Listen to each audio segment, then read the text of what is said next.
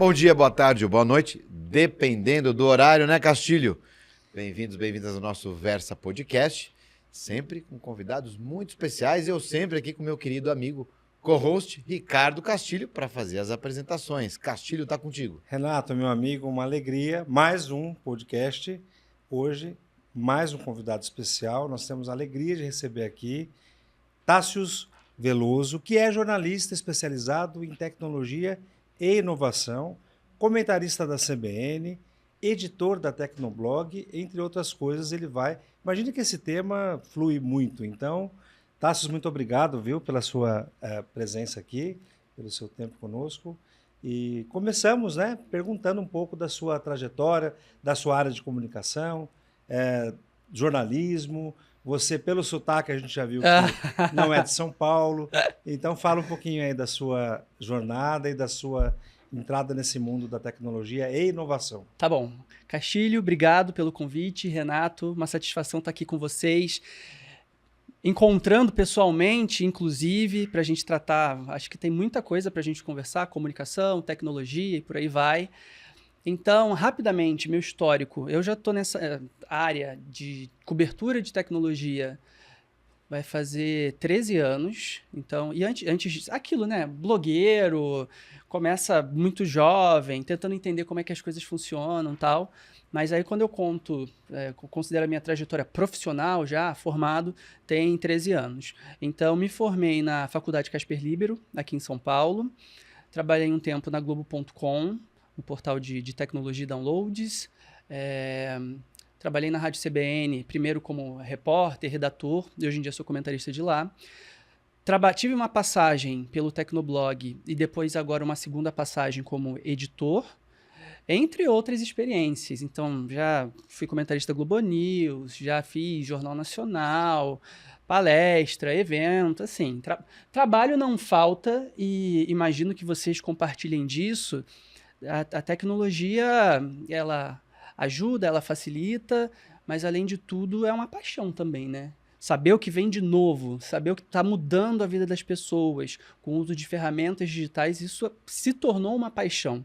Então, eu posso dizer para vocês que eu tenho muita satisfação de poder ir atrás das notícias, ir atrás das fontes muito gabaritadas, inclusive aqui, e depois passar isso para o público, para que eles compreendam quais são as implicações, marco civil, inteligência artificial, entre tantas outras coisas que, inclusive, a gente pode conversar aqui. Então, tem sido uma jornada da qual me orgulho bastante. Acho que consegui fazer coisas boas até agora, né? Mas aquela sensação também de que é só o começo, porque quando a gente acha que está tudo já... Não, agora não vai chegar mais novidade nenhuma. A gente já passou pela internet, já passou pelo 5G. O que mais vem aí? Aí vem inteligência artificial, vem robô, vem carro autônomo, vem Elon Musk, Zuckerberg, para a gente entender também essas figuras do campo da tecnologia. Então, assim, trabalho, imagino que, assim como para mim, para vocês, não está faltando, né? Aproveitando aqui, o Tássius tem o Dia a Dia Digital na CBN. Eu sou fã do Tássius, vamos registrar aqui. Imagina, eu sou seu fã. Tamo junto. Hashtag tamo juntos aqui. Ele tem um conteúdo muito leve e, ao mesmo tempo, muito profundo. E ele acompanha, né, de forma... Não é que toda questão tecnológica ele vai e faz uma matéria. Aquilo que é relevante. Hoje em dia, o que é relevante faz a diferença. Ou o que é divertido também, né? Às vezes a gente precisa dar risada. E ele tem esse toque, né? Mais leve, com um pouquinho de humor, etc. Enfim, quero recomendar aqui o Tássius. E, acima de tudo, está vinculado, né, ligado à evolução tecnológica, que hoje a gente tem uma questão que define, que é o tempo. Então, você estava falando aqui que você acompanhou, né, começou na tecnologia, etc. Hoje me parece que esse tempo, né, Ricardo? Esse tempo está muito curto, está sendo cada vez mais abreviado. As novidades que você citou começam a chegar de uma forma cada vez mais rápida. E isso com cada vez mais impacto aqui na sociedade. Então, eu não posso deixar de te perguntar, Tássius, hoje no momento que todo mundo fala de inteligência artificial, e nem tudo é IA, uma boa parte é automação. E uma outra parte também é o pessoal tentando dar uma enganada, né? É o marketing. Já respondeu um pedaço da pergunta aqui, né? Nesse tema de IA, então vamos direto ao assunto, né? Como diria o teu colega o nosso amigo que era da cultura, esqueci o nome dele, o Heródoto Barbeiro, né? Não, direto ao assunto não era Heródoto, era o José Neumann Pinto. Direto ao assunto. Com José Neumann Zé Pinto. Neumann, um abraço, Heródoto também, um grande abraço, e o Milton Hugo, que você está batendo lá, também um abraço, que já esteve aqui conosco. Só gente boa. Qual é teu palpite com relação à IA? A IA veio para realmente dar uma chacoalhada, substituir, mudar comportamento, como diz a Amy Webb, ou esse tempo tão rápido vai ser capaz de segurar isso aqui um pouquinho? O que você acha? É o grande desafio, acho que, do jornalismo e da comunicação, que é separar o joio do trigo. No caso da IA, muita coisa pode ser IA, né? Imagino que você esteja falando principalmente da inteligência artificial generativa, que é essa mais recente, ChatGPT, Copilot, etc. Para mim, primeiro, é inescapável, porque a gente já colocou, sabe, não colocou, mas está começando a colocar isso no nosso dia a dia, entendendo os benefícios, entendendo os riscos. Os benefícios são muito grandes, de produtividade, por exemplo, para auxiliar pessoas que talvez não tivessem certas assistências se não fosse com a utilização da inteligência artificial. Então, eu entendo que vai fazer parte cada vez mais da nossa vida, sim. A gente vai entender ainda quais são as melhores ferramentas para cada tipo de situação. Então, isso para mim está dado.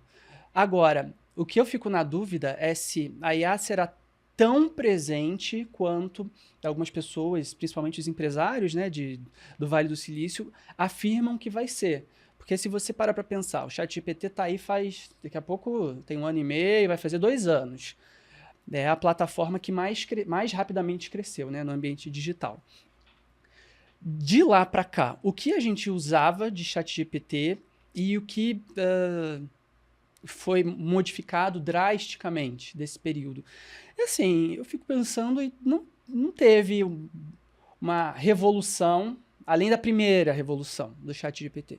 Então, eu imagino que vai muito por esse caminho, assim, de a gente incorporando essas IAs para várias coisas, na televisão, no celular, enfim, para ler seu e-mail, isso tudo está acontecendo, mas aquilo da IA que substitui, por exemplo, né, profissões, dizima categorias de trabalhadores, isso a gente ainda não está vendo acontecer e talvez não seja o caso com a inteligência artificial generativa. Talvez seja o caso com a inteligência artificial geral, que seria a próxima etapa, né? Que efetivamente consegue pensar e tal.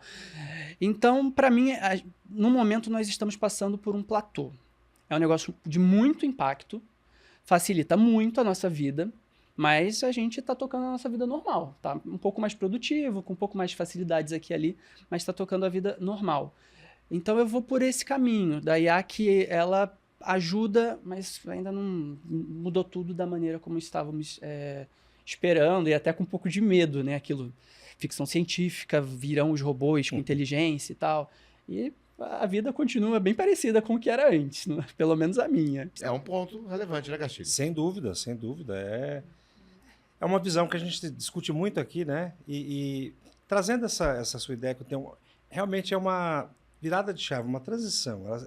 A IA está acontecendo, né? A gente ainda está vendo a questão das profissões, o que ela é capaz de fazer, muita coisa ainda acontecendo. Mas em termos de inovação, o que já é uma inovação, já aconteceu em relação a 2 anos, o GPT, por exemplo, agora a DeepSeek e outras que aparecem, né? Cada dia a gente tem uma novidade aí, né, Renato? Agora apareceu uma de $50, por $50, melhor que o GPT e que o DeepSeek? Então, e pode ser que isso tudo seja especulação também, né? Que entre alguma coisa nova, como foi o DeepSeek, né? Você viu que teve uma movimentação econômica absurda, né, com o lançamento da DeepSeek. Mas em relação à inovação, que é o tema, talvez o tema do século, né?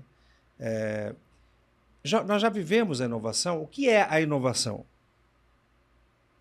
A inovação, para mim, primeiro, eu acho que não dá para ter uma resposta única, mas até, por exemplo, bebendo do que diz a nossa amiga, a professora Marta Gabriel, que a inovação é espetacular. Beijão para Marta. A inovação, um dos elementos de inovação é aquilo que transforma e melhora a vida das pessoas. Então, se a gente for pensar por esse prisma, certamente é uma baita de uma inovação. E no caso da IA, eu fico pensando também o impacto que ela tem para habilitar pessoas que antes não conseguiriam fazer determinada coisa. Então, por exemplo, eu sou jornalista, trabalho escrevendo ou apresentando, mas eu não sou designer. E nós sabemos que, sei lá, emissoras de TV, jornais, tem todo um departamento de arte para conseguir fazer, né, aquelas ilustrações bonitas e tal, que realmente as pessoas compreendam. E hoje eu consigo usar a inteligência artificial que me auxilia lendo o meu texto, uma notícia que eu vou colocar, um artigo, e sugerindo... Cria imagem em cima disso. Então, para quem até então não tinha um assistente, um designer, um diretor de arte na sua equipe, até mesmo por limitação financeira, né, equipes menores, hoje em dia tem essa possibilidade. E isso eu acho que nivela o jogo para cima, porque pelo menos se antes você tinha 1 ou 2 ou 3 que fazem esse tipo de trabalho, agora você tem mais pessoas que não ficam naquela limitação da ferramenta, ou às vezes até com alguma parte do conhecimento teórico para chegar nesses designs. Assim, se você quiser ter, sei lá, um padrão Globo de qualidade, alguma coisa assim, você ainda vai precisar, lógico, de profissionais que sejam totalmente dedicados a isso. Mas vai desbloqueando possibilidades. E para mim, esse é um dos pontos mais bonitos da IA. Porque uma pessoa que antes teria dificuldade para escrever alguma coisa, escrever uma carta de apresentação para concorrer a uma vaga de trabalho. E hoje em dia, coloca lá no ChatGPT, pede auxílio, diz o que você quer, enfim, tem que saber fazer o prompt, cada vez mais simples para resolver esse tipo de situação. Você tem lá essa inovação que te ajuda e pode te colocar no mercado de trabalho, pode te ajudar a entender melhor, apesar de todos os problemas, mais uma bula de remédio, que é muito complicado. Então, nesse sentido, nós ainda estamos entendendo quais são as possibilidades e muita gente ainda vai ter isso conforme a IA chega no celular, por exemplo, para apertar fácil ali e já ter, que hoje em dia ainda eu considero limitado, considero complicado. Então, o caminho ainda vai ser facilitado por esse tipo de aplicação. Mas, volto a dizer, a reviravolta, eu acho que a reviravolta do ponto de vista de tecnologia, a gente já viu uma boa parte do que estava pronto, assim. E tanto que os próprios empresários de tech, o Sam Altman e outros lá nos Estados Unidos, eles são observados e os analistas colocam, talvez a IA ela já não esteja evoluindo tanto, porque já sugou a internet inteira, já entendeu a internet inteira, já está com a informação toda ali, né? Sei lá, tabulada, classificada. Então, o próximo passo pode ser realmente o do barateamento para que mais pessoas consigam utilizar. Vou compartilhar com vocês aqui uma situação curiosa, né, que o Tássio começou a colocar. Falou, a vida não está tão diferente do que 2 anos atrás. Mas na tecnologia mudou muita coisa, principalmente com IA. Para quem vive isso, respira, realmente é outro cenário. E a gente fica preocupado. Então, tem episódios do Versa que eu dizia, olha, daqui 1 ano, mais ou menos, a gente vai estar com mais um convidado, né? Tem uns versos que a gente colocou isso. Então, esse convidado vai ser aqui um assistente, vai ser um GPT, etc. Até brincava, talvez com o formato de um Android, enfim. E sempre disse para os meus alunos, no ano passado, está registrado, eu vou começar a dar aula com um professor a mais. Esse ano eu comecei a dar aula com um professor a mais. Nos últimos 3 dias eu dei 6 aulas, 7 aulas. Todas elas eu fiz conversando com o ChatGPT. Então, não é mais fazendo prompt. Eu já fiz conversando em tempo real, com vídeos, inclusive. O que você está vendo, etc. E interagindo e tal. Ontem de manhã, os alunos que iam prestar exame de ordem, pediram uma aula só do Marco Civil. Então, eu fiz a aula, vou postar daqui a pouquinho alguns vídeos. Mostrei para o Tássio ali antes, a aula inteirinha, eu debatendo com o ChatGPT, entre aspas, né, sobre o Marco Civil. E aí vem uma questão interessante, né? E eu perguntava também para os alunos. Aliás, 2 questões interessantes que eu vou perguntar para ti. Primeiro, quando eu perguntava, isso eu dou aula em 5 faculdades. E eu pergunto, quais são os professores que usam IA? A resposta é quase que ninguém. Mas ela está aí há quanto tempo? 2 anos? Mas a sociedade ainda não abraçou para valer. Tá bom. Essa é a primeira pergunta. Então, talvez a gente tenha esse time mesmo. Queria que você reforçasse sobre isso. E o segundo ponto, que é quando você faz essa interação, algo diferente, né? Conversa, etc., pondera, força, estressa. Qual é a consequência disso? Isso tudo, boa parte disso tudo está disponível na internet. Ele traz isso de forma já direta, fácil, objetiva, com voz interagindo como se fosse uma pessoa. Então, a potência ela é muito maior. No caso da atividade, dessa minha atividade de professor, ficou muito mais fácil. Eu não preciso abrir uma tela do Google, eu não preciso fazer uma referência, eu encurto a minha aula e vou direto ao ponto, direto ao assunto. Então, perguntei ontem, por exemplo, do Marco Civil, do artigo 19. Quando eu cheguei no 19, está sob júdice do Supremo, etc. Qual que é o palpite? A IA não respondeu, que não pode fazer previsões, etc. Enfim. E foi no seu dia a dia genérico. Enfim, o que eu coloco aqui? A questão do tempo. E se isso está disponível, Tássios, e é mais fácil do que uma pesquisa no Google, e é uma conversa direta, né, e profunda ao mesmo tempo, como você faz, por que as pessoas não está todo mundo usando o chat GPT? Né? E nesse contexto, só para emendar, né? Será que as pessoas ainda gostam desse contato humano e isso vai ficar? Porque a gente poderia estar fazendo esse bate-papo aqui com avatares. Poderia ser tudo aqui artificial. No metaverso, lembra dele? Então, olha aqui, inovação. Vai e volta, né? Então tem essa parte humana. Por que as pessoas não estão usando? E quando a gente usa e mostra, todo mundo aqui surpreso, mas 2 anos tá, né? Como é que você interpreta? Será que essa humanidade vai dar uma parada, vai dar uma travada? Ó, tá demais, tá over? Eu interpreto que, e assim, não só com a inteligência artificial, nós temos outras ferramentas digitais que estão à disposição e que não ganharam toda aquela atração que nós imaginávamos. São coisas assim, muito interessantes, facilitam muito e não bombam. Eu, sinceramente, depois de muito observar, depois de tentar entender, né, o comportamento das pessoas no digital, eu tenho para mim que, no fim das contas, as pessoas querem seguir com as vidas delas de forma simples, sem ter muita dor de cabeça.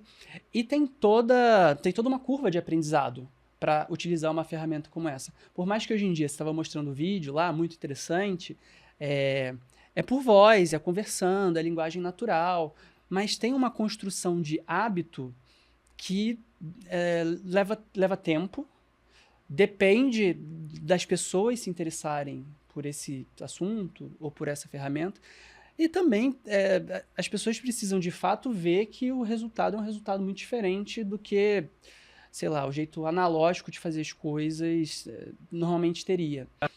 Eu acho que às vezes falta um pouco isso. Mas, por outro lado, eu percebo que mais e mais pessoas estão se interessando por isso. Então, um exemplo aqui. Às vezes, na minha coluna da Rádio CBN, eu falo de ChatGPT e, recentemente, eu fiz um episódio sobre o ChatGPT que responde dentro do WhatsApp, né? Eles liberaram essa função. Você não tem ideia. Quando eu falo disso e dou o número lá de telefone para conseguir falar com o ChatGPT, chove comentário, chove mensagem nas minhas redes dos ouvintes falando, mas você pode repetir, colocar aqui para facilmente conseguir fazer esse tipo de coisa, né? Fazer o cadastro e tal. Então, tem muito interesse. As pessoas, elas estão vendo que a inteligência artificial, ela facilita aspectos da nossa vida. Agora, também precisa de treinamento, precisa transformar isso num hábito seu do dia a dia. Então, são gargalos.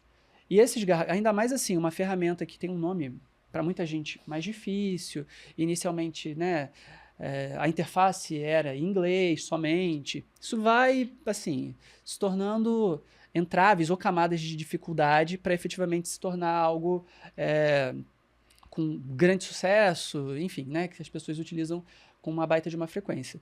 Mas mesmo colocando dessa forma, eu vejo que mais pessoas têm se interessado, mais pessoas têm utilizado. Aí surgem os próprios ouvintes da rádio, né? A rádio tem isso de comunidade, então eu falo, eles explicam, perguntei, a tábua da maré, perguntei, vou surfar, perguntei, sei lá o quê. Tem outros professores que já tentam utilizar a IA para pegar o uso da IA dos alunos quando mandam, né, os trabalhos descritos, assim. Então, está indo um pouco mais devagar do que eu imaginava. E, nesse sentido, termos aparelhos no nosso convívio, né, no nosso entorno, que tem a IA de forma ali, ao toque de um botão, né, volto a dizer, eu acho que isso vai ser determinante. Quando a Samsung anunciou no ano passado, eu estava lá nos Estados Unidos, o Galaxy AI, e aqui não para fazer propaganda nem nada, mas Veio antes mesmo. veio, E o Galaxy AI, ele tinha lá uma função de circular para pesquisar, em vez de escrever no Google o que está na tela, tipo tirar um print. E hoje em dia é a função mais usada de inteligência artificial do celular Não se dele. pesquisa mais no Google nesse caso. Não. Vai para IA. É uma mudança. Sim, direta. e o Google está super ligado nisso. E quando eu falo do negócio de comunicação, né, de jornalismo digital, que é onde eu estou mais inserido, eu tenho reunião com equipe para entender quais são os movimentos que o Google vai fazer. Porque antes você pesquisava lá. Essa é uma mudança de hábito, inclusive, que tá começando a se solidificar já. Você pesquisava, aparecia link. E hoje em dia, dependendo da pesquisa, já é uma resposta gerada por inteligência artificial. Então, para as pessoas, isso é melhor. A informação está mais mastigada, sem erro de português, por exemplo, que é algo que incomoda muita gente. Então, é benefício para o usuário de internet. Agora, para quem produz notícia e conteúdo, como é que, né, esses profissionais, eu inserido nisso, como a gente sobrevive, como a gente navega essa nova realidade. Então, é mudança de hábito para o usuário, é mudança de hábito para o produtor de conteúdo. E aí? E é engraçado, né, Cássio? Vira e mexe, a pessoa pergunta coisa, mas você sabe disso? GPT, responda isso. É instantâneo, né? E muita gente fica olhando, assim, né? Então, é essa mudança que a gente está demorando um pouquinho para acontecer. Sempre tem resistência, né? Qualquer coisa você tem uma resistência, mas é verdade que com a IA acho que está demorando mais do que a gente poderia imaginar. E, por exemplo, agora aqui em São Paulo, né? O ensino médio, eles não podem usar o celular durante... E eu vejo a reclamação desses meninos que... mas eu nasci com o celular na mão. É uma geração que nasceu com o celular. Então, falando de hábito, mudar isso é muito difícil. E a questão de ter, num clique, uma informação, amplia a cultura. Na medida em que eu não sei de tanta coisa e o GPT é um professor que está comigo 24 horas, amplia muito a cultura. Então, eu vejo que é uma ferramenta indispensável e cada vez mais tem que se popularizar mesmo. As pessoas têm que ter acesso, têm que aprender. E, Tássios, é isso. Eu acho que falta um pouco de conhecimento. Você falou que na rádio, né, quando se fala de como fazer isso. Então, eu acho que esse acesso à informação de utilização, as especialidades, né, Renato? Tem muitos escritórios hoje que implementam uma aplicabilidade de IA na rotina, né? Ok, é isso. É aperfeiçoar o que nós já temos. Então, hábito. E essa inovação, a meu ver, é o que está acontecendo. Lentamente, concordo com você, né? Eu acho que... Olha a história de anteontem. Eu sei que não dá para... Anteontem, indo no ar, enfim, mas hoje é dia... Vamos fechar aqui, ó. 12. Hoje é dia 12. Então, foi dia 10. Tá? Dia 10, dando aula para conselheiros, curso do Carlos Júlio, lá na Startse, o Board Program. O Carlos Júlio, ex-CBN, comentarista. O Carlos Júlio voltou, enfim. Querido Carlos, ele contou uma história para mim bem interessante. Fato. Essa história, segundo ele, foi a semana passada. Então, dá pra gente pontuar dia 7, 8. Fevereiro de 2025. O sujeito, amigo dele, teve uma dor de cabeça. Foi pro hospital. Tá bom. Chegou lá, encaminharam ele para fazer uma tomografia. Fez a tomografia, o médico olhou assim, olha, no princípio não tem nada. Não vi nada. Pode ir para casa, toma uma Novalgina, alguma coisa assim, etc, para dor, etc. Ele chegou em casa e ele, curioso, Carlos Júlio contando assim, curioso, Lá vem. pega o exame. E aí eu fiz um parênteses, mas você anonimizou? Tem que tirar sempre os dados. Esse é um outro debate que eu vou te perguntar daqui a pouco. Regulação. Anonimizou e colocou o resultado da tomografia no Grok. Em 3 segundos, o Grok devolve, nas palavras do Carlos Júlio, a seguinte frase: procure o hospital mais próximo que você corre um risco real de ter um AVC a qualquer momento. Gente. Ele volta a esse hospital. Que susto, hein? encontra o mesmo médico, porque 2, 3 horas depois, e chega para o médico e fala, aconteceu isso, eu fui na inteligência artificial, etc. Diz que o médico inicialmente reage. Antigamente a gente falava Dr. Google, né? Agora Dr. IA. Mas o médico responsável falou, olha, eu não vou pagar para ver. Então, se isso aqui está dizendo que tem uma chance, e eu tô, pelo meu conhecimento, eu achei que não, dá para fazer alguma coisa a mais? Dá. Tem outro exame? Tem. Vai para ressonância. Fez a ressonância e ficou no hospital. Porque realmente tinha esse risco. Puxa vida, né? Então, a gente vai debatendo isso aqui, ó, a percepção, o sujeito recua, falou, eu vou confirmar, uso responsável também da IA, né, double check, confirmar, etc.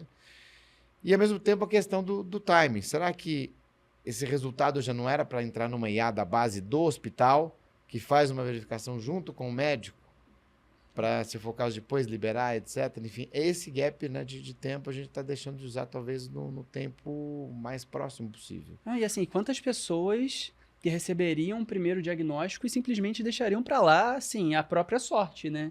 Então, isso é assustador. Você sabe que tem mais de 10 anos já, eu tive uma vez num congresso em Orlando, de uma empresa de tecnologia, e eles já apresentavam o impacto de inteligência artificial na época, tô tentando assim puxar de cabeça, né? Mas era algo do tipo pacientes oncológicos, aí tem todos aqueles biomarcadores, os exames, etc. Isso tudo era colocado no Big Data, que há 10 anos, né, era um dos termos do momento, né? É no Watson. Não era, eu acho que não era no Watson, mas era um sistema que foi desenvolvido pela SAP, concorrente da IBM, acredito que não seja o Watson, não. Aí usaram naquela Mayo Clinic nos Estados Unidos, inclusive, então eles estavam lá demonstrando essa tecnologia. Por que disso? Porque o sistema, na época, ele conseguia, pela sua idade, seu gênero, etc., o seu tipo de tratamento, ele tentava encontrar outros pacientes que tiveram bons tratamentos, né, com maior chance de sucesso, com o perfil fisiológico, sei lá, parecido com o seu. E desde então, há 10 anos, eles estão licenciando esse tipo de tecnologia. E a gente para pensar que em 2025 a pessoa vai no hospital de alto padrão e ainda assim não tem a inteligência artificial. Está disponível já há algum tempo para auxiliar no diagnóstico, né, para funcionar como um copiloto do profissional de saúde. Isso para mim é assustador. Deveria ser algo, você colocou bem. Por que já não se utiliza dessa tecnologia? É uma ferramenta, né? É uma ferramenta. Não pode...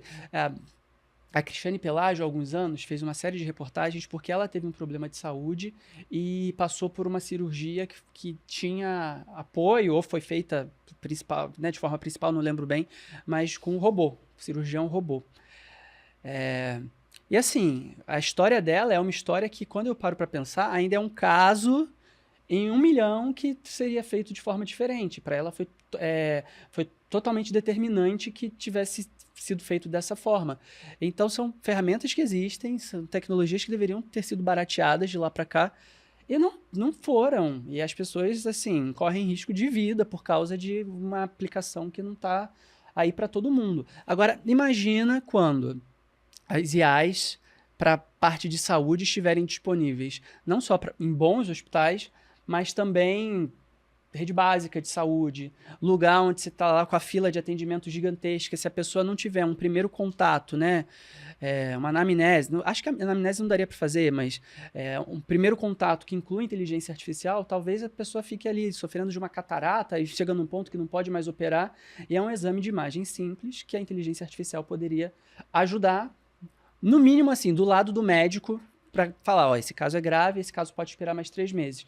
Então, assim, tem umas coisas que a gente vê e fica pensando, a galera tá dando mole também, né? Eu acho que daqui a pouco vai acontecer o seguinte, você chega no hospital, já faz a biometria, e aí começa a vir a regulamentação, que é importante.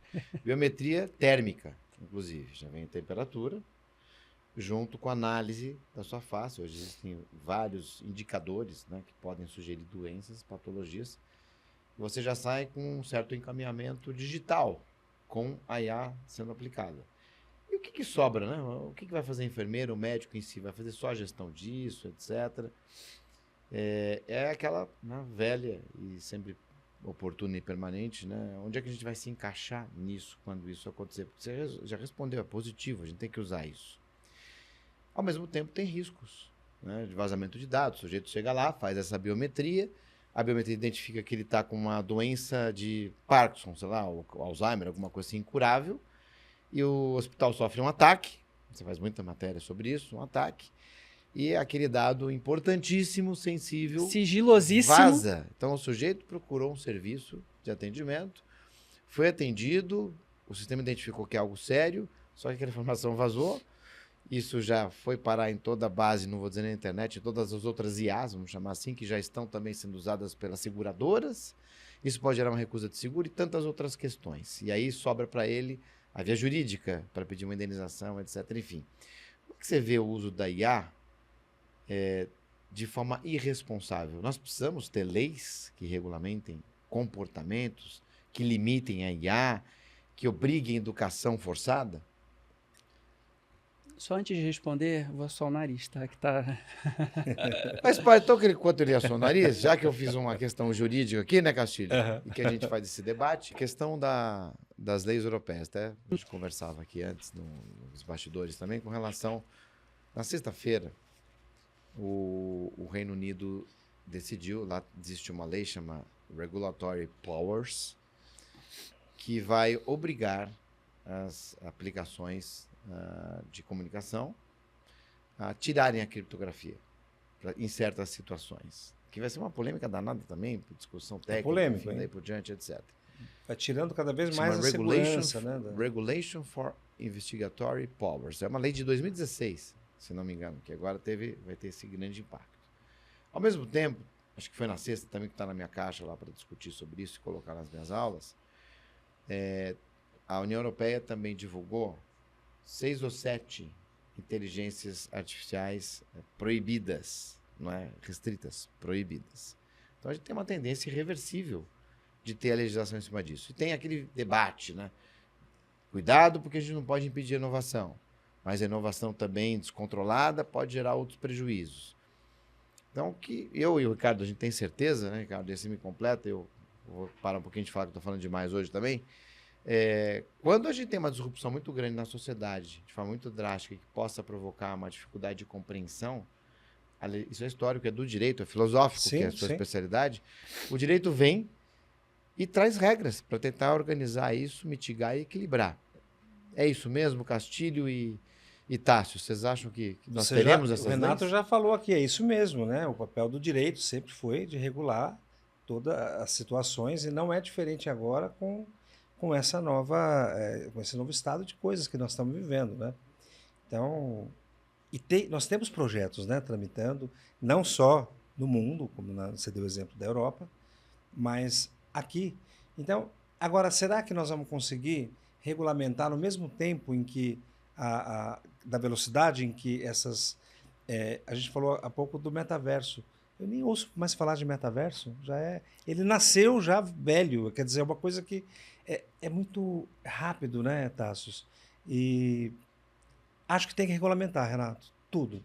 Nós vivemos em função de uma sociedade que depende de lei para tudo. E as leis nascem sempre, né, em função de um fato, né? Os fatos estão acontecendo. Só que são muito acabou rápidos, de né? contar aqui agora, esse exemplo do hospital, meu Deus do céu, a gente tem dimensão da importância de uma IA para a vida das pessoas. E você está dando um exemplo aqui de uma questão de saúde.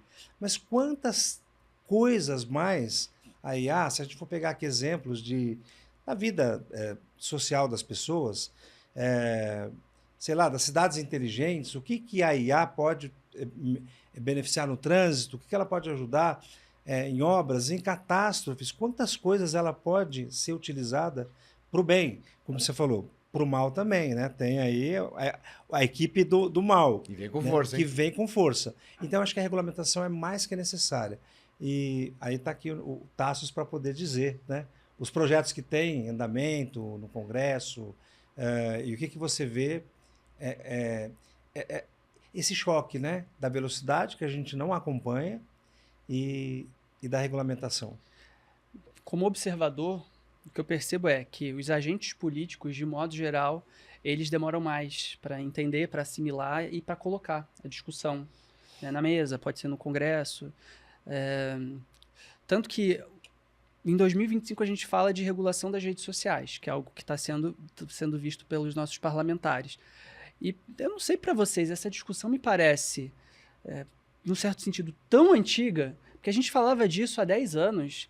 E antes, regulação da internet, não especificamente de rede social, mas da internet, há 15 anos. E em 2025 a gente ainda está falando disso. E às vezes eu fico com um pouco de pé atrás em 25 está falando de regulação de inteligência artificial, e aí em 2035 ainda estamos em cima desse assunto sem resolver nada. E o que eu sinto falta é de empresários e pessoas que estão, assim como acadêmicos, que estão efetivamente na parte de desenvolvimento dessa tecnologia, que tenham mais responsabilidade de, ainda que a gente não tenha no momento as regras todas, mas chegar e falar, olha só, essa situação aqui, essa aplicação que eu criei, ela é tão delicada, ou perigosa, alguma coisa assim, pode mexer com a vida de tanta gente, que isso aqui, proativamente, eu vou levar para que pessoas de fora vejam e auxiliem na tomada de decisão se a gente implementa, se a gente não implementa. Porque depois que implementa, né, é difícil de fazer a coisa voltar. Então, sei lá, digamos que alguém invente uma inteligência artificial geral, que seria, né, o próximo salto dessa tecnologia, e esses pesquisadores descubram que essa IA ela funciona livremente, pensa livremente, e não adianta colocar os tais dos guardrails, porque ela não vai respeitar as 3 leis lá, depois a 4ª lei do Asimov. Aí vai poder atacar seres humanos, que seria o mínimo que uma IA precisaria seguir. Não sei, eu penso que eu tô lá, minha equipe está desenvolvendo e percebeu isso.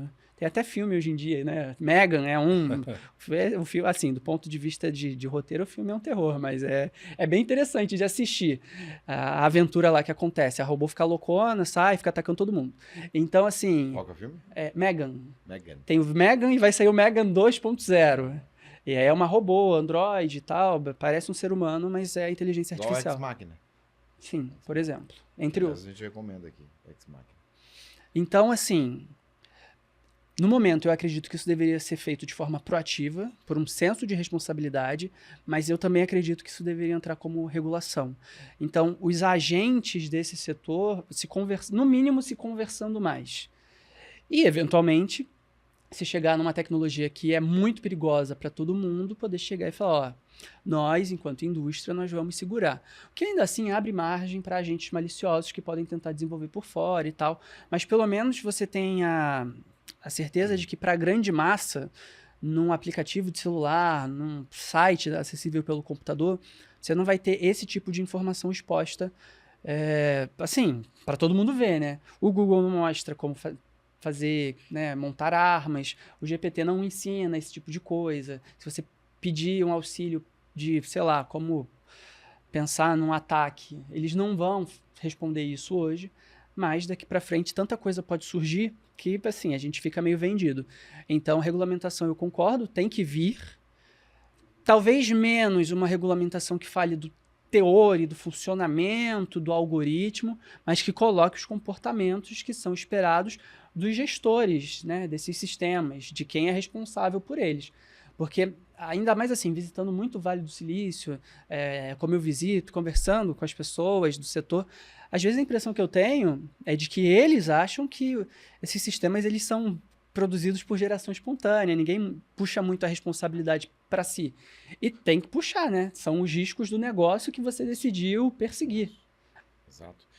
Na sua atividade jornalística, você já teve... O que te chamou mais atenção? Né? Algumas tecnologias que você tenha tido contato e que tenham te marcado. Você lembra de alguma, assim, que você possa trazer aqui, alguma matéria mais sensível, mais oportuna, mais benéfica ou mais maléfica? Tem uma muito interessante, que não é exatamente inteligência artificial, mas está nessa seara, que eu gosto muito de contar, que é em 2000, eu acho que foi em 2000, a Copa do Brasil foi em 2014, não foi? 14. Então, acho que foi em 2013. Em 2013 eu fiz uma viagem e tive com especialistas de uma empresa que desenvolveram uma ferramenta também na época de Big Data, né? Mas que era o seguinte: o acompanhamento do time, da seleção da Alemanha de futebol masculino. Eles estavam fazendo esse programa, então o estádio, se não me engano, era o do Bayern de Munique, inclusive, um dos estádios que receberam isso. Receberam um monte de sensores no teto, né, do estádio, em outros pontos, e ficava acompanhando todos os jogadores nos treinos da seleção alemã. E aí isso acontecia, o técnico recebia no tablet dele o real time das leituras todas, e eu não lembro se na época já dava sugestões, mas efetivamente era uma ferramenta que era muito disruptiva na época. Aí eu fui lá, fiz a matéria, na época para a Rádio CBN, inclusive, contei essa história, que tinha, no evento tinha os painéis que eles mostravam, a seleção tinha uma verdadeira war room para acompanhar esses dados todos. Aí fiz a matéria, contei a história, em 2013. E aí, em 2014, o que acontece? Seleção alemã vem para o Brasil, passa pelaquela situação toda, eles vencem. E o mais curioso é que todo mundo tentando, né, desvendar qual foi o segredo da seleção alemã, como eles conseguiram essa reviravolta toda, fizeram o Brasil passar vexame e tal. E aí eu lembro que na época um chefe me liga e fala: Tássio, a gente precisa desvendar esse mistério. Tá todo mundo querendo saber. O que você consegue apurar pra gente? Vou desvendar. Inclusive, nós desvendamos há 6 meses, quando a gente teve nessa cobertura, e vimos lá em primeira mão. Na época, eu fui o único jornalista brasileiro que mostrou essa história, e aí, 6 meses depois, todo mundo tentando entender. Então, veja como, às vezes, as coisas já estão ali, né? Já estão sendo até demonstradas em feira, em congresso, e você tem que ter o olhar para conseguir achar isso e transformar aquela história, que é uma história de tecnologia, numa história mais voltada para o fator humano, né? Para como as pessoas, nesse caso, as profissões, elas são impactadas pela tecnologia. Então, esse caso é um que eu tenho muito orgulho de contar essa história, né? Porque foi diferente. E uma que, assim, eu também fico com um pouco de pé atrás, foi aqueles mega vazamentos. Isso tem uns 2 ou 3 anos, aquele vazamento. O professor Ronaldo Lemos até fala, né? O vazamento do fim do mundo, que era um dos principais. E aí foi um período muito delicado. Imagino que vocês também tenham tido muito trabalho naquela época, porque, assim, eram 200 milhões de CPFs expostos, gente viva, gente morta. Como explica isso? Quais são os impactos? Quais são as providências que alguém pode tomar depois que seus dados caíram na rede? E a gente sabe que hoje em dia não tem muita providência a ser tomada, mas e foi nessa circunstância que eu fiz, por exemplo, participações no Jornal Nacional. Então, assim, né? O repórter de tecnologia no Jornal Nacional fazendo uma análise não é algo que acontece todo dia. E até hoje a gente vê consequência disso, porque tem hoje os painéis, né, de dados que os hackers e os criminosos utilizam e ficam passando golpe, central falsa. Então os golpes evoluíram, mas é um problema que foi plantado lá atrás e que mostra que depois que a coisa cai na internet, né, vocês vivem isso, né, todo dia, imagino. Quais são as chances de conseguir recuperar aquela informação, né, tirar aquela informação? Dificílimo.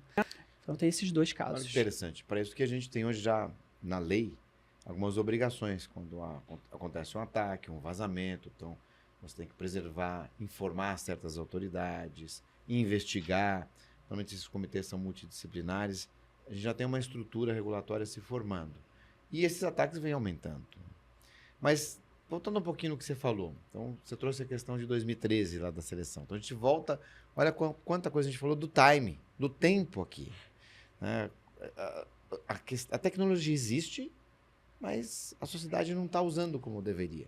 Será que a gente está no momento de ter a figura do Chief Future Officer nas empresas, nos órgãos públicos, etc., para fazer, ter os Tássios Velosos aqui, para dizer, olha, isso aqui existe, você não vai aplicar aqui na tua empresa, você não vai dar aula falando com IA, você não vai usar IA para ser mais contundente, né? Quantas vezes eu pergunto para pessoas isso aqui, mas eu não sei, vou ter que pesquisar. Pega uma ferramenta de IA, sai na hora aqui para você. Claro, com um fino, se for algo mais sensível, etc. Será que não está na hora da gente ter essas figuras? Será que isso não é uma oportunidade de mercado? Isso é uma oportunidade de mercado. Tem empresas que fazem isso. E eu lembro de um caso de uma executiva que não está mais na empresa, mas na época ela estava à frente da diretoria de futuro. E aí eu fui trabalhar com essa empresa, eu fazia os podcasts deles, inclusive, e tive muitas conversas. Paula Raca, o nome da executiva. Paula, mas o que é a diretoria de futuro? E depois de um tempo, conhecendo melhor e até trabalhando com eles, eu fui entender que muito do trabalho dela era isso de identificar ferramentas, identificar o que está vindo, e o que a gente consegue pegar e colocar numa empresa que na época era uma empresa de mineração. Então, isso, e assim, se chamasse de novo a professora Marta para falar disso, seria uma que embarcaria. Beijão, Marta Gabriel. Beijo, Ela esteve Marta. aqui com a gente também. Futurismo, Querida. né? É o tema dela. Assim, exatamente. Então, e quando eu participo de eventos, congressos, já tive em muitas atividades com o Sebrae, por exemplo. Aí tem os microempresários, né? Pessoas que têm lá a sua empresa relevante do ponto de vista regional. Às vezes as pessoas não têm assim, a menor noção de que essas ferramentas estão à disposição, que muitas são gratuitas, ou então que custa uma licença que não vai ser milhares de dólares e você já começa a habilitar o time inteiro para ter lá um Copilot, um Gemini, alguma coisa assim do seu lado. Tem vezes que, assim, minha vontade, conversando com as pessoas, esse meu jeito, né, de falar... Já falei para alguns empresários que a vontade é de sacudir, porque olha, vocês estão perdendo um bonde que está passando, e assim, muitas vezes é só questão de pesquisar. Você para ali, monta um time, um comitê, começa a avaliar o que as outras empresas estão fazendo, em pouco tempo você já estrutura. Porque não precisa ser também uma ferramenta, um GPT instalado na nuvem da sua empresa que lê tudo, que vê tudo para dar... Não, dá para começar de forma muito mais simples. E essa forma simples é o que eu não vejo acontecer, mas nos lugares em que está acontecendo, por sua vez, já tem tido um impacto gigantesco. Quando você coloca um funcionário para escrever melhor, porque está tendo auxílio da IA e não aqueles corretores antigos, você passa uma imagem muito mais profissional da sua empresa. Quando você tem planilhas que, em cima dela, você utiliza análise de dados com o apoio da IA, você descobre coisas que antes não passariam ao largo, até considerando o dia a dia das pessoas que já tem lá a meta, o foco. Como é que você inventa coisas novas? Está todo mundo atolado de trabalho. Então, como você inventa coisas novas e busca inovação, sem ter isso como uma prática já institucionalizada, um método. A maioria das empresas não tem método para inovação. Então, eu acho que a IA pode auxiliar nisso também. Eu acho que a questão que a gente falou assim, que as pessoas têm medo, estão indo devagar, quais seriam as profissões do futuro? Porque hoje muitos meninos pensam assim, eu não vou fazer mais direito, eu não vou fazer mais medicina, não vou fazer mais, porque tudo canalizado para a área de tecnologia, engenharia de computação. É uma área... Não é isso, né, Tassius? Talvez seja o caso, eu já tenho pensado nisso, de ter, tanto desde o ensino fundamental, ao médio, até o universitário, uma forma de trazer uma inclusão, eu chamo de não é inclusão digital, uma inclusão total para que essa geração possa entender o que você está falando. Tem empresário, tem empresa que deixa o bonde passar e não pega, porque está acontecendo agora, simples, e tem muita gente que tem medo ainda disso, mas é algo que não tem como mais fugir. Talvez incrementar as profissões, todas elas, com a inserção desse TEC, você colocar uma disciplina de faculdade, ou mesmo no ensino fundamental e médio, uma disciplina que todos possam se desenvolver. Trazer a democracia para esse tema, não deixar como está hoje, segmentado. Você acha que isso, incorporando talvez matérias, disciplinas, temas, nas escolas, no ensino médio e até no universitário, possa melhorar ou tirar esse medo de alguém? Eu vou fazer direito, mas eu vou fazer direito entendendo que como é que eu vou utilizar o TEC nessa profissão. Que hoje é tudo, né? Tanto que está aqui o nosso Papa do Direito Digital, que diz isso, mas todas as profissões hoje se valem. Se não se valem, se valerão, né? Da tecnologia, da IA e das outras coisas que ainda virão. O que você acha disso? É difícil apontar profissões do futuro, mas uma coisa eu tenho certeza, que os profissionais do futuro, todos eles vão precisar ser profissionais de bom senso, que é uma coisa que anda meio em falta aí. Uhum. Então, todo tipo de ensino que capacite a pessoa para tomar decisões mais bem informadas, para entender o que está acontecendo no mundo e qual é o impacto daquilo na empresa ou na profissão da pessoa, eu acredito que já vai ajudar bastante. Até porque com a inteligência artificial, hoje em dia a gente tem o manual de redação, né, que seria no caso do jornalismo, também a literatura médica à disposição, do direito. Então, tudo isso está ali, de certa forma, vai auxiliar. Então, me parece que nós não precisaremos mais de tanta da decoreba, que veio do passado, mas o raciocínio lógico, argumentação, retórica, que no fim das contas teremos aí algumas competências que são bem antigas, inclusive, e que conforme a sociedade foi evoluindo para o que a gente vive hoje, a gente caminhou para uma super especialização. Então talvez seja o momento de também pensar em ampliar um pouco o leque, porque a especialização é algo que a IA vai te ajudar a fazer. Ela vai ter ali mais conhecimento, até mais treinamento, pelo tanto que ela leu, assim, é incomparável a capacidade de processamento. Mas ainda vai precisar de alguém tomando decisão, vai precisar de alguém que consiga, sei lá, os sociólogos, filósofos, que consigam entender os movimentos da sociedade e aí sim identificar em cima disso, tá, para esse lugar que a nossa empresa vai, para essa necessidade que o nosso produto vai atender.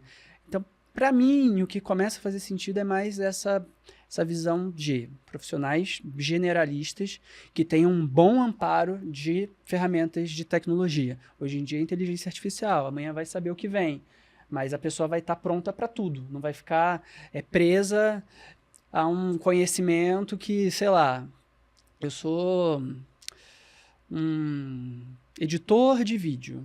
Eu faço edição de vídeo do mesmo jeito há 15 anos.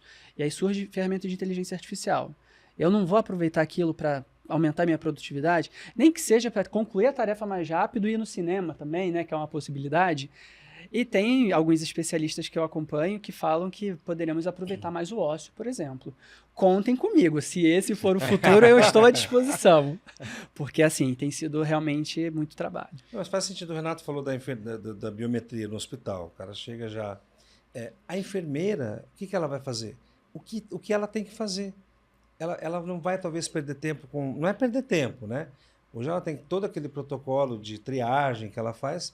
Mas daí ela pode agregar coisas mais relevantes, talvez dentro de um protocolo de atendimento, do que propriamente aqueles processos iniciais. Então, eu acho que tudo tem... a gente pode fazer com que sobre mais tempo, sim, por que não? E seres humanos atendendo seres humanos. Então, no caso de uma enfermeira, de um médico, algo que... não sei a experiência de vocês, mas a minha experiência recente com hospital, clínica, essas coisas... fala-se tanto em acolhimento e acolhimentos assim muito difíceis. Parece que você, paciente, se sente lidando com uma máquina, com um robô ali. Uhum. Então, o fator humano, você está com mal-estar, alguma coisa assim, o fator humano acaba sendo essencial para você. Às vezes é isso que vai te acalmar, que vai te dar tranquilidade de que aquele tratamento é o tratamento que você precisa fazer, não, sabe, não tira nenhum remédio, não foge de nada daquele tratamento. E a gente fala muito pouco disso, então, acolhimento, os cuidadores de idosos no futuro também, porque, sei lá, né, ainda mais idosos que não estão acostumados com robôs. E aí você coloca um robô na casa do seu pai, da sua mãe, alguma coisa assim, para ficar ali de olho e auxiliando. As pessoas vão ter resistência em relação a isso. Então é uma possibilidade também. E os trabalhos criativos, né?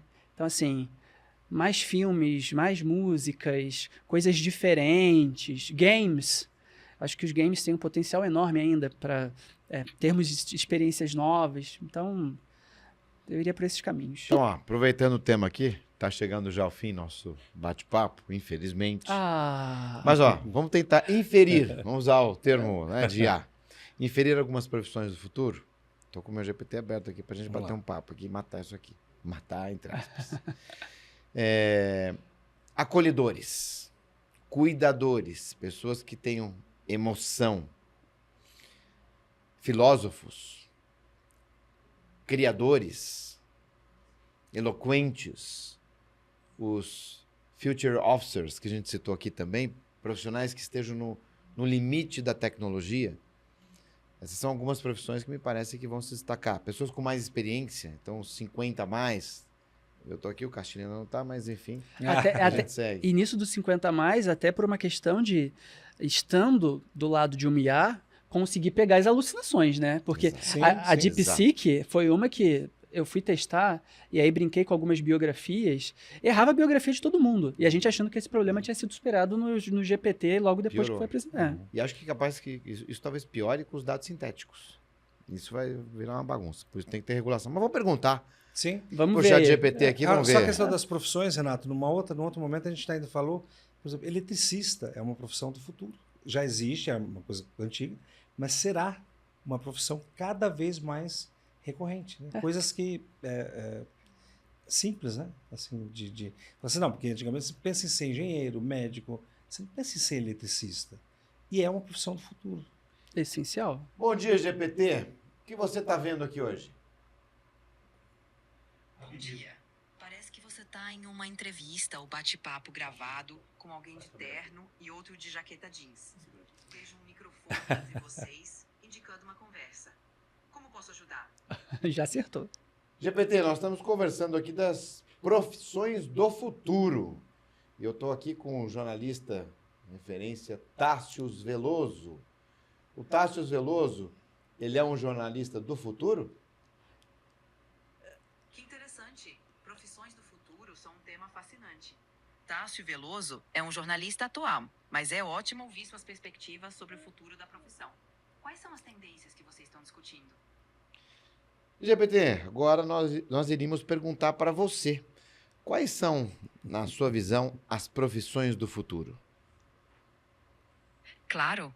Profissões do futuro incluem especialistas em inteligência artificial, analistas de dados, profissionais de cibersegurança e também especialistas em sustentabilidade.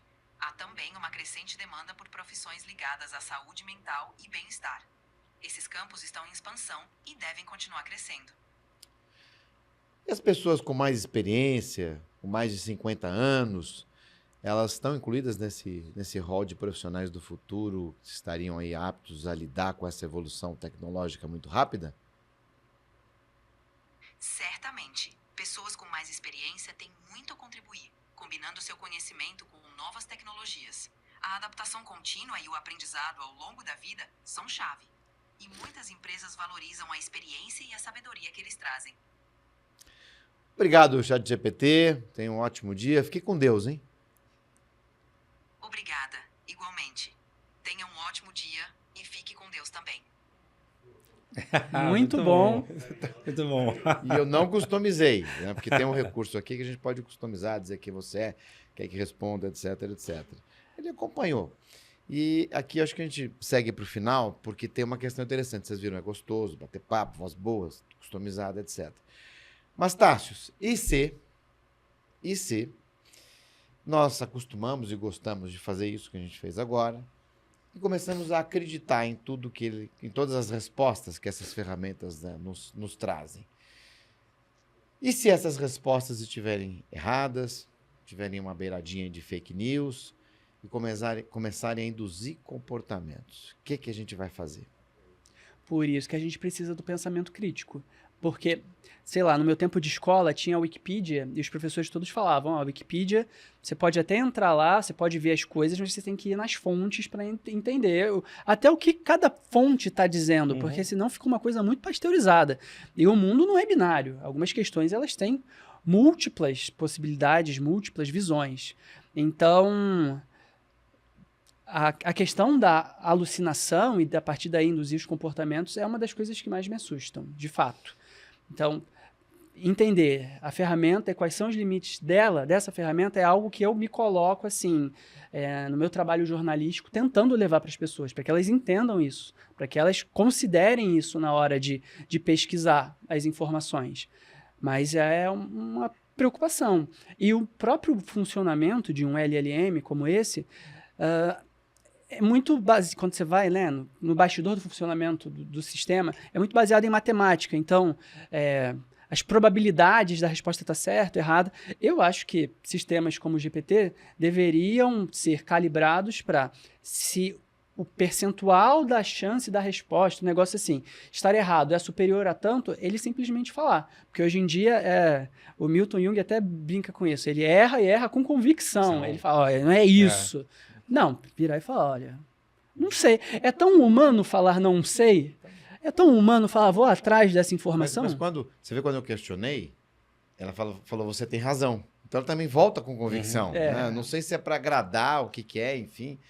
Mas o que me chamou a atenção disso, primeiro que ficou claro para mim que o Tassius Veloso é um profissional do futuro. Adorei já. A IA reconheceu o Tassius. Claro, é isso aí. Quantas vezes eu não fiz simulações, quem é essa pessoa? Não conheço. O Tassius veio de plano. Não passei vergonha. Então, se fosse o DeepSeek, ia me já estamos juntos aqui. Tassius, vamos fazer uns projetos aqui em conjunto, enfim, etc. Conta comigo.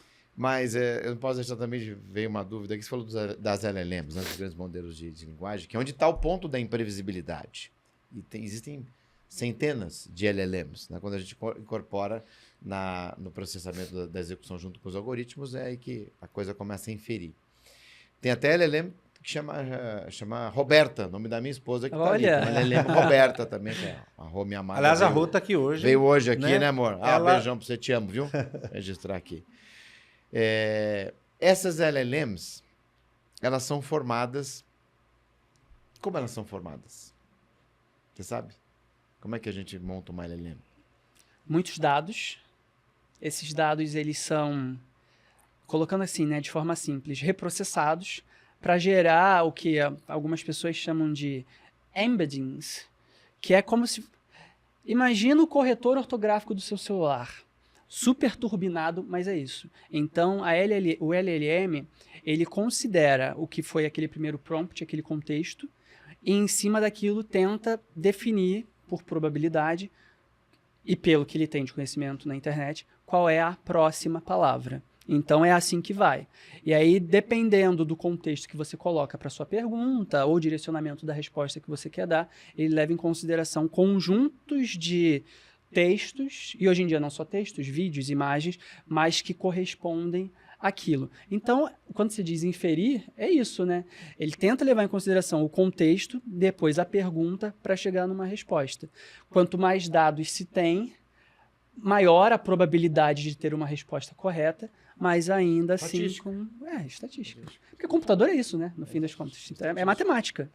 Mas que foi produzido por um método que o Google lá atrás colocou, que era o do Transformer. Então, é feito de uma maneira tão convincente que a gente, logo de cara, já acha que aquilo ali é o certo, né? É o real. E, além de tudo, são sistemas que se comportam como humanos. Então, acaba sendo ainda mais... acaba sendo uma ilusão muito bem feita, muito bem construída para a gente. Mas não se deixe enganar. No fim das contas, são computadores respondendo ainda assim. Passar para o Castilho fazer o fechamento, mas... Tassius Veloso. Quanto tempo, chuta, quanto tempo para a gente colocar uma cadeira aqui a mais e sentar um Android aqui com a gente, com uma LLM dentro e bater um papo? Você sabe que isso já existe, né? É uma questão aí do VersaCast resolver com a importadora e dar um jeito. Aquele centro de eventos, espetáculos, Sphere, em Las Vegas, eles têm lá uns robôs que ficam de pé, recebendo o público, e aí... É o robô mais avançado do mundo, dizem. Chama Ameca, um negócio assim. Então, é o robô que tem a fisionomia de uma mulher, mas com alguns eletrodos aparecendo, né? Para não ficar um negócio totalmente te enganando. E ele fica ali olhando, e aí tem as expressões, tem as reações. E aí olha e vê, nossa, que bonita a sua gravata. O que é essa estampa que tem aí? Aí você responde e aí começa a conversar. Então, a tecnologia ela já existe. Eu imagino que seja um equipamento muito pesado. Mas... para termos uma, então, que esteja disponível de forma mais barata e que entenda o português direitinho e tal. Ai, Renato, eu não acho que mais do que 2 anos para essa possibilidade estar, assim, à disposição no mercado. E aí poder comprar ou não, enfim, cada um vai ter que avaliar. Mas eu não acho que demore, não. Então, aproveitando aqui, Marcelo, para o nosso Media Book dos patrocinadores. Então, daqui 2 anos teremos aqui uma disrupção enorme aqui um Android aqui batendo esse papo. E para inaugurar, já fica o convite aqui para o Tássio fazer esse primeiro bate-papo, né, Castilho? Primeiríssimo aqui. E só posso colocar uma provocação muito rápida? A questão, para mim, principal você pode até chamar o robô, ele pode ter o conhecimento inteiro da internet, mas o robô não vai ter causo para contar, não vai poder dizer do negócio lá da Alemanha e depois do vazamento de dados, não vai ter sentimento para colocar uma situação que emocionou muito. Então, isso o robô pode até emular, mas não vai ser o que vem efetivamente do histórico da pessoa. Então, isso, eu acho que isso ainda vai diferenciar um pouco a gente deles. Mas acho que ele pode completar, né? Acho que é isso que a gente fala, a discussão aqui desde sempre, é a entrada dessa tecnologia na nossa vida sem tomar conta da nossa vida, né? Ela tem que ser um suporte, ela tem que ser algo que nos agregue. É para somar, né? É para que some, é isso. Tássio, muito obrigado, foi uma alegria, muito conhecimento, dá para ver que você é um erudito da tecnologia, né? Então, ensinou muito, certamente. Eu que aprendi muito com vocês dois, tá? Não. E eu tenho certeza que... Ele tem uma forma muito didática até de explicar tudo. Né? Obrigado. Então, isso é muito bom, isso é um voluntário de um professor nato, então... Muito obrigado. Eu agradeço o convite, foi um prazer, uma satisfação, uma honra, e eu tenho certeza que algumas das questões que nós conversamos aqui veremos ao longo de 25, não porque assim a gente está prevendo o futuro, mas porque são discussões muito latentes, que precisam estar no radar das pessoas, não só quem faz jornalismo, não só para advogados, né, e outros profissionais do direito, mas as pessoas precisam estar ligadas nessas transformações que estão acontecendo. Então a gente passou bem em várias dessas mudanças aí, e contem comigo para as próximas. Obrigado, Tássio. Pessoal, um grande abraço a todos. Até o próximo. Fiquem bem, fiquem com Deus. Avante, avante. Tchau, tchau, gente. Tchau, tchau.